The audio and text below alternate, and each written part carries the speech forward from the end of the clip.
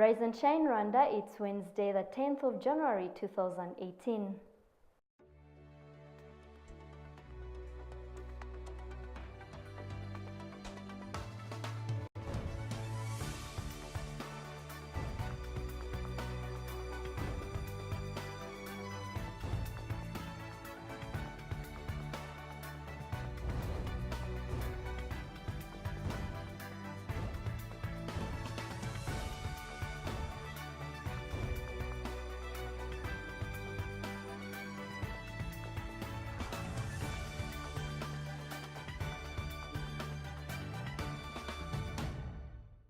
Coming up on today's Rise and Shine Rwanda, President Paul Kagame and Uganda Foreign Affairs Minister meet.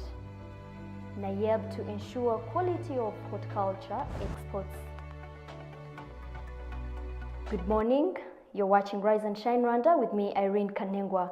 Over the next half an hour, we'll bring you all the latest news, business, headlines, and lifestyle stories from here in Rwanda and around the world. But first, let's take you through this week's news features.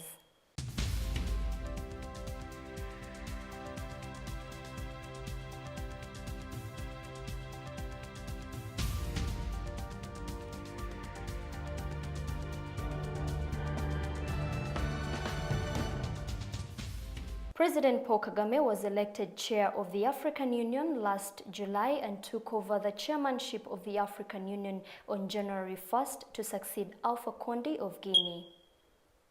Kagame's first task will be to see through the institutional reforms within the AU and the AU Commission to make it financially self-sustaining.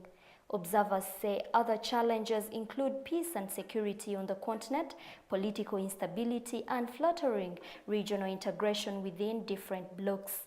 While addressing the second Africa Business Forum in Sharm el-Sheikh last month, President Kagame said the reforms were well on course. Kagame wrote to African leaders last month, giving them an update on the progress of the reforms.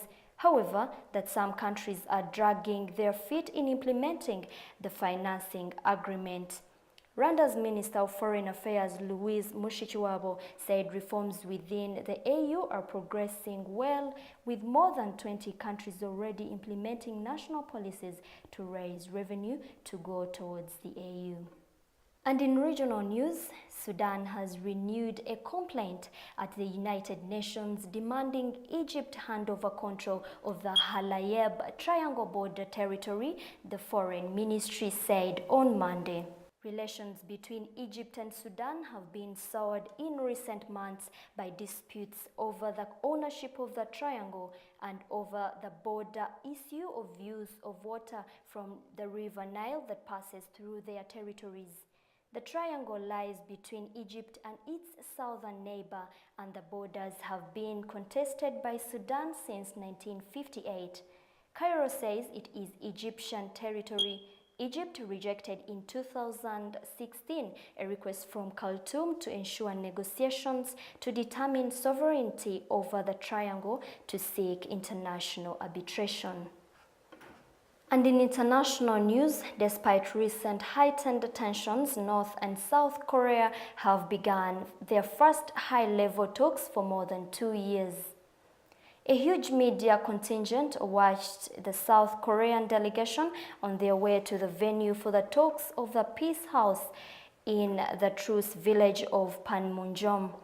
Optimism on both sides was expressed at the outset, with one delegate describing them as baby steps in the process of rapprochement.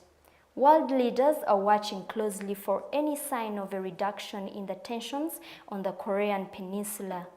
The meeting comes amid rising fears over North Korea's development of nuclear weapons in defiance of UN Security Council resolutions. The focus of the discussions in North Korea's possible participation in the 2018 Winter Olympics, which take place in South Korea next month. Now, bring it back to the local news. President Paul Kagame met Uganda's Foreign Affairs Minister Sam Kutesa in Kigali, where they discussed about a number of issues on regional integration and the state of bilateral relations between the two countries, including continued arrests and disappearance of Rwandan citizens in Uganda that has caused tension.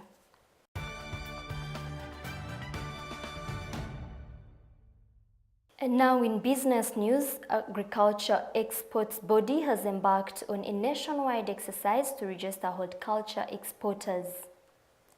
Commenting on the initiative, Eric Rugadintwari, the head of quality assurance at the National Agriculture Export Board, said the exercise is designed to bring together all horticulture exporters and strengthen collaboration between the organization and exporters. The exercise, however, targets exporters of fresh or dried vegetables, fruits and flowers to countries other than DR Congo, Tanzania, Uganda and Burundi, according to the notice. Horticulture exporters can also register at NAEB provincial offices in Musanze, Karongi, Nyanza and Kayonza, and those who will not have registered by the set deadline will not be allowed to engage in export trade, the notice signed by NAEB Deputy CEO Sandrine Urujeni indicates. Don't forget, we love to hear your thoughts, comments and feedback on what we are talking about here on Rise and Shine Rwanda. Tweet us at Rise and Shine RW, like us on Facebook and send us your ideas for programs. Check out our Rise and Shine Rwanda YouTube page where you can catch all the shows and the reports we do. Find us on Instagram, Rise and Shine RW.